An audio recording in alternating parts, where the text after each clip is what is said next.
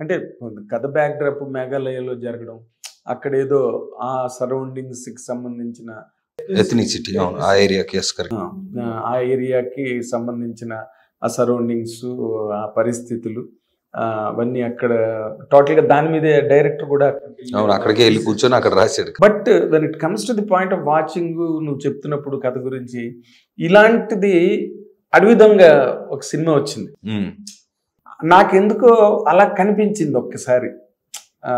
నువ్వు చెప్పిన కథ, నీ గెటప్ సినిమాలో అదంతా ఒక అడవి దొంగలో చిరంజీవి గారిలాగా నాకు ఆ ఇన్స్పిరేషన్ ఏమైనా ఉందా? ఇన్స్పిరేషన్ అంటే దానికంటే ఎక్కువగా డెఫినెట్లీ ఫిజికల్గా మనం చూసినప్పుడు మేబీ అది మీకు ఆ పోలిక రావడం అది మంచి మాటే.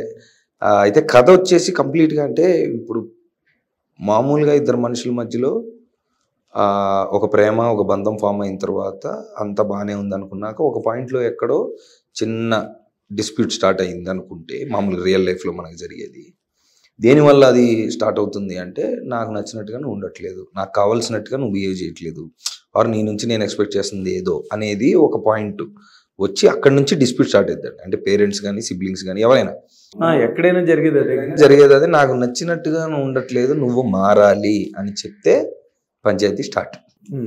సో ఒకవేళ అదే కనుక మనం అడ్రస్ చేద్దాం అనుకుంటే ఏమై ఉండొచ్చు దానికి, అంటే కారణాలు ఏమై ఉండొచ్చు, లేదా ఎలాంటి సొల్యూషన్ అని కాదు, ఎలాంటి బిహేవియర్ మనం మార్చుకుంటే దానివల్ల ఏం పరిణామాలు వస్తాయి అనే పాయింట్ మాత్రం ఎత్తుకున్నాడు సార్. అంటే అమ్మాయి అడుగుతుందా నువ్వు నాకు కావాల్సినట్టుగా లేవు అని? వీడు అడుగుతాడు. అంటే అదే సరే, రిలేషన్లో మెయిన్ పాయింట్ అది తీసుకున్నాము ఇద్దరు మనుషుల మధ్యలో, దాన్ని ఒక అందమైన కపుల్ మధ్యలో ఒక అందమైన ప్రేమ కథ, ఒక అందమైన ప్లేస్లో ఒక అందమైన మ్యూజిక్తో పెట్టి ఒక ప్యాకేజ్ లాగా. అదేలే, ఇప్పుడు మేఘాలయలో మీరు ఆల్మోస్ట్ 90% మొత్తం సార్ 99% అక్కడ 99% అక్కడ, కాబట్టి లొకేల్స్ అవన్నీ కొత్తగా ఉంటాయి. ఎవరు తీయలేదు సార్ ఇప్పుడు దాకా అక్కడ, అదే అంటున్నా, ఎవరు తీయలేదు. అది అడుగడుగున మేఘాలయ కదా, దాని పేరే మేఘాలయం, మేఘాల ఆలయం అది. కరెక్ట్. అండ్ ఆల్సో నేను షూట్ చేసింది చిరాపుంజి అని, ఇంకా అది ప్రపంచంలోనే wettest place. Correct, wettest place అది. So that was one more challenge. అదొక సినిమా, ఈ సినిమా తీయడం అదొక సినిమా, అదొక పెద్ద సాహసం అది. అట్లా ఇప్పుడు నార్మల్ గా అదొక వెట్టెస్ట్ ప్లేస్, మేఘాలు టోటల్ గా అడుగడుగున మేఘాలే, మనం మేఘాల్లో ప్రయాణం చేస్తున్నట్టుగానే ఉంటుంది అక్కడ వాతావరణం. నేను ఐ వెంట్ వన్స్. ఫెంటాస్టిక్. అయితే మీకు సగం సినిమా నాకు అది తెలిసిన దగ్గర నుంచి నాకు దాని మీద ఉన్న డౌట్ ఏంటంటే, ఇప్పుడు సినిమా అంటే ఎంతసేపు మేఘాల్లోనే ఉండదు కదా, సినిమా నైట్ డే టైము ఇవన్నీ ఉంటాయి కదా, అక్కడ దేనికి తేడా తెలీదు. కొన్ని సీజన్స్ లో అలా ఉంటుంది సార్, మొత్తం మేఘాలు కమ్మేస్తే అది పగలా సాయంత్రమా సన్ రైజ్ అనేది తెలియదు, అస్సలు తెలియదు. అలాంటి వాతావరణంలో మీరు ఎలా చేశారు? చాలా టఫ్ సార్, అది చాలా టఫ్. మీరు ఆల్రెడీ చూసారు కాబట్టి మీకు ఒక ఐడియా ఉంది. అలాంటి వాతావరణంలో మేము ఏం చేసేవాళ్ళం అంటే, ఇప్పుడు ఈ లొకేషన్లో ఈరోజు షూటింగ్ అవుట్డోర్, రాత్రికి షెడ్యూల్ వేసుకొని పొద్దునకి అక్కడ ఇది షూట్ చేస్తామని తెలుసు ఫలానా. కానీ బ్యాకప్ ప్లాన్లు ఎలా ఉండాలంటే, మామూలుగా ఒక ప్లాన్కో ఒక బ్యాకప్ ప్లాన్ ఉంటుంది. మాకు 4 ఉండేవి. అంటే వర్షం పడితే ఏం చేయాలి, వర్షం పడకపోతే ఏం చేయాలి, మళ్ళీ ఎండ ఉంటే ఏం చేయాలి, ఎండ లేకపోతే ఇది, ఎంతసేపు అనేది ఒక రకమైన on the flow on the గోలో ఒక డైనమిక్ గా జరిగింది షూటింగ్. అసలు అది అంటే ఏది అవైలబుల్ అయితే అక్కడికి వెళ్ళిన తర్వాత వెదర్ ప్రకారంగా షూట్ చేయాల్సి వచ్చేది. ఆబ్వియస్లీ ఎక్కడైనా ఉంటుంది, బట్ షెడ్యూలింగే వెదర్ ప్రకారంగా ఉండేది.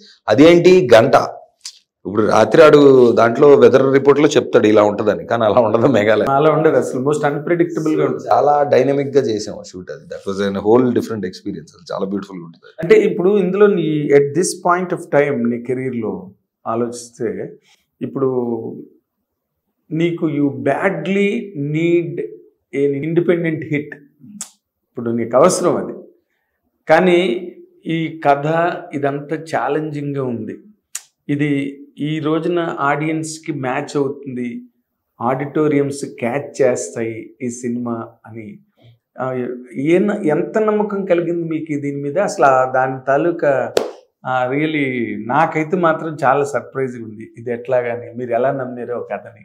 అంటే కథ విన్నప్పుడు నేను ఒకటి ఫీల్ అయ్యాను సార్.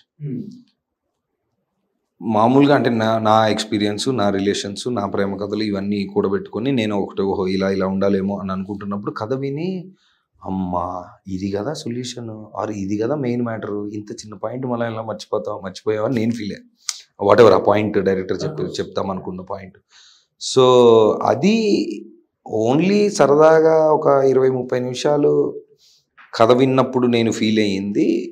మా డైరెక్టర్ విజన్తో ఇదంతా సాధించి ఇప్పుడు ఈ ప్యాకేజ్ చేసి మనం థియేటర్కి వెళ్ళినప్పుడు ఆ విజువల్తో ఆ మొత్తం మేము చెప్తున్న పాయింట్ 100% ప్రేమలో ఉన్నోళ్ళనే కాదండి, ఏజ్ గ్రూప్లో ఉన్నోళ్ళనే కాదండి, ఎవరికైనా సరే ఎప్పుడైనా ఆ పాయింట్లో డిస్ప్యూట్ వచ్చే ఉంటుంది 100%. అంటే మేము చెప్పాలనుకుంటున్న, మేము అడ్రస్ చేసిన హ్యూమన్ రిలేషన్స్లో ఉన్న ప్రాబ్లం దాన్ని దాటి ఏ మనిషి ఉండలేడు.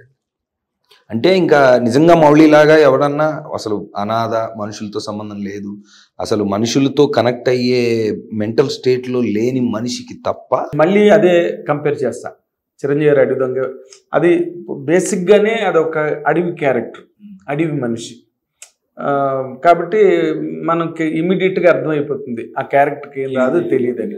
ఇప్పుడు ఈ క్యారెక్టర్ కూడా అంతేనా, లేకపోతే ఏమైనా పరిస్థితుల వల్ల అలా మారిపోయాడా? పరిస్థితుల వల్ల, వాడికి జరిగిన కారణాల వల్ల వాడి ఫామ్ చేసుకున్న పర్సనాలిటీ అంత స్ట్రాంగ్గా ఉండి ట్రూ లవ్ అనేది లేదు, లవ్ అనేది అంతా డ్రామా, మనుషులందరూ అంత అవసరాలకు ఉన్నారు తప్ప ఏం లేదని ఫిక్స్ అయిపోయి, అప్పటికీ వాడు మోడర్న్ ప్రొఫైల్లో ఉన్నాయి సార్, వాడికి బైక్ ఉంటుంది, వాడు తిరుగుతూ ఉంటాడు, వాడు ఒక ఆర్టిస్ట్, వాడికి